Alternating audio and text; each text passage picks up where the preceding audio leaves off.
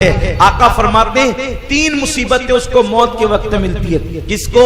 जो जमात से नमाज नहीं पढ़ता। मैं हैरान हुआ हदीस पढ़कर कि जो जमात से नहीं पढ़ता उसको इतनी मुसीबतें हैं, तो जो सिरे से नमाज ही नहीं पढ़ता उसका आलम क्या होगा, उसका अंजाम क्या होगा। अल्लाह अकबर, अल्लाह खैर फरमाए। अल्लाह मेरी कौम को नमाज की तौफीक अता करे और अल्लाह हम सबको सहीउल अकीदा पाबंद शरा इमाम के पीछे नमाज पढ़ने की तौफीक अता फरमाए। याद रखना, जमात से पढ़ना, लेकिन जमात से उसी के पीछे पढ़ना जो रसूल पाक का वफादार हो। ये खास बात है। देखिए, इमाम जो होता है वो मुक्तदी के लिए अल्लाह की बारगाह में वकील होता है।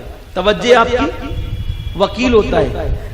और जब तक मुक्तदी और इमाम का दोनों का अकीदा एक जैसा ना हो, चाहे कोई अकीदा हो, अकीदा कोई हो, लेकिन मैं बात समझाने के लिए कह रहा हूं, अकीदा कोई हो, कैसा ही हो, लेकिन जब तक दोनों का अकीदा सेम नहीं होगा, नमाज मुक्तदी की इमाम के पीछे नहीं होगी। समझ में आई बात? अकीदा सेम होना चाहिए इमामत के लिए, वही आपका इमाम बन सकता है जिसका अकीदा आप जैसा हो। बस यही बात है। वो अल्लाह की बारगाह में आपका वकील है। आप देखें, वकील मुवक्किल की पैरवी करता है। मसला मुवक्किल का होता है, वही मसला वकील पेश करता है। वरना जो है वो मुवक्किल पर इल्जाम है कत्ल का और ये वकालत हज़रत साफ कर रहे हैं चोरी की, तो बताएं मसला हल होगा कि फंसेगा? बोलो फंसेगा ना। तो यही हाल है कि जब तक के मुक्तदी और इमाम का अकीदा बराबर बराबर नहीं होगा, नमाज नहीं होगी। मिसाल के तौर पर अगर मुक्तदी का अकीदा ये है कि अल्लाह ने अपने नबी को इल्मे गैब अता फरमाया है, तो अब उस मुक्तदी के लिए लाजिम है वो ऐसा इमाम तलाश करे जिसका अकीदा उसके अकीदे के मुताबिक हो, तभी उसकी नमाज होगी। अगर मुक्तदी का अकीदा है कि नबी जिंदा है, तो मुक्तदी को ऐसा ही इमाम ढूंढना पड़ेगा जिस इमाम का हो कि नबी जिंदा है। वरना तू नबी को जिंदा माने और इमाम नबी को मुर्दा माने, बता तेरी नमाज उसके पीछे कैसे हो सकती है? इसलिए इमाम का अकीदा और मुक्तदी का अकीदा बराबर बराबर होना चाहिए। इसी तरह अगर मुक्तदी ऐसे इमाम के पीछे खड़ा हो गया कि जो नबी को जिंदा मानता है वो मुर्दा मानता है, तो उसका हाल सुतून की तरह है, वो मुक्तदी माना ही नहीं जाएगा, वो मुक्तदी माना ही नहीं जाएगा। इसलिए लाजमी है जो अपना अकीदा हो उसी अकीदे के इमाम के पीछे नमाज पढ़ना चाहिए। बल्कि हुजूर ने तो इतनी ताकीद की है, इमाम वही हो सकता है जो बहुत पाबंद शरा हो।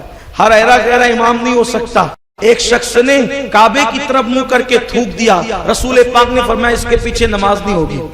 लोग कहते हैं सुन्नी फितना करते हैं, इसके पीछे नहीं होगी, उसके पीछे नहीं होगी, उसके पीछे नहीं होगी।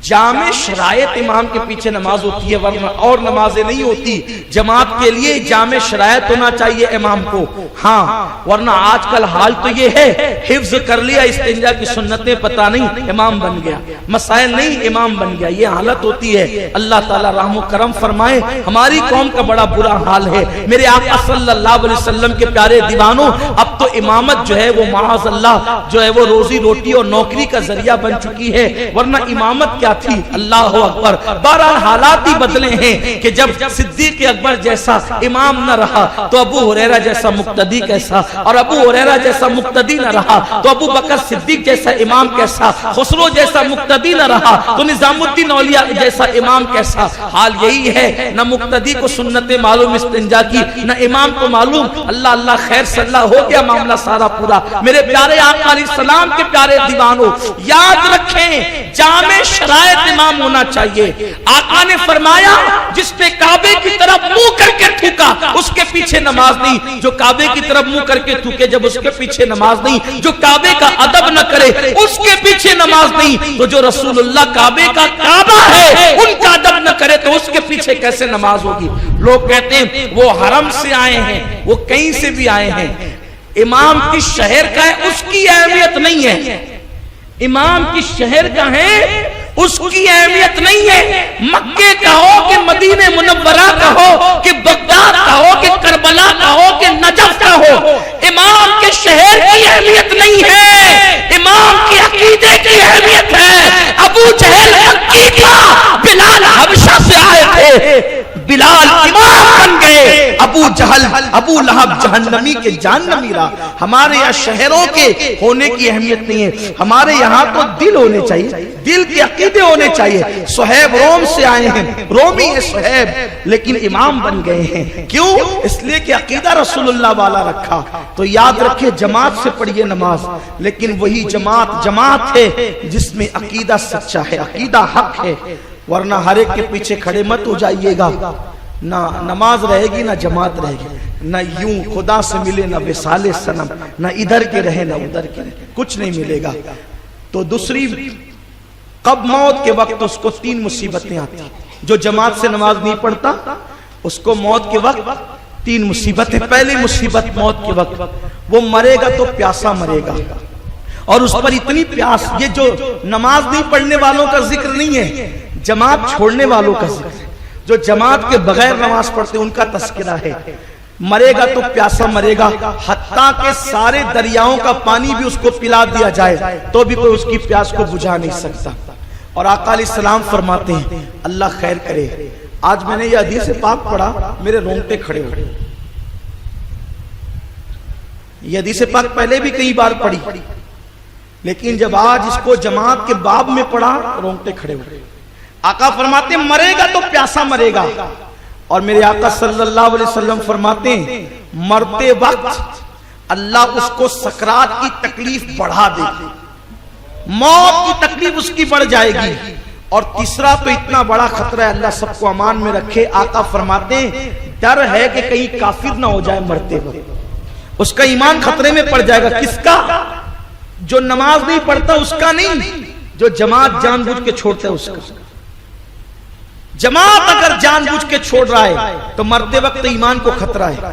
जो जमात जानबूझ के छोड़ रहे हैं उसके ईमान को खतरा है। तो जो सिरे से नमाज ही नहीं पढ़ रहा है, हालत ये, चलो अभी एक काम कर लिया, दूसरा कर लो, दूसरा कर लिया, तीसरा कर लो, तीसरा किया, चौथा कर लो, पांचवा कर लो, छठा कर लो, दोस्त आगे चाय पीने के लिए बैठ जाओ, ऐसा हुआ कि वक्त ही चला गया। आका अलैहिस्सलातु व तस्लीम फरमाते हैं जो नमाज में सुस्ती करे उसके ईमान को खतरा है, सुस्ती करने वालों को खतरा है, न पढ़ने वालों का अंजाम क्या है। इसलिए नमाज कभी न छोड़ी जाए। ये रमजान शरीफ आ रहा है, सुधरने का मौसम आ रहा है, मुआसात का मौसम आ रहा है, बहारों का मौसम आ रहा है, नेकियों का सीजन आ रहा है, नेक बनने का सीजन आ रहा है, मस्जिद की चिड़िया बनने का सीजन आ रहा है, मस्जिद की बुलबुल बनने का सीजन आ रहा है, मस्जिद के कबूतरी बनने का सीजन आ रहा है। कुछ सहाबा ऐसे थे जिनको सहाबा मस्जिद की कबूतरी कहते थे।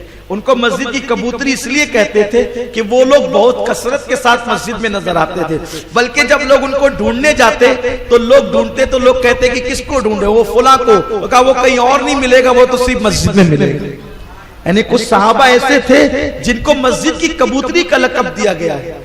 अल्लाह अकबर। तो मेरे प्यारे आका सल्लल्लाहु अलैहि वसल्लम के प्यारे दीवानों, 3 मुसीबतें मौत के वक्त होगी। एक, प्यासा मरेगा, हत्ता के उसको सारे दरिया का पानी पिला दिया जाए फिर भी प्यास नहीं बुझेगी।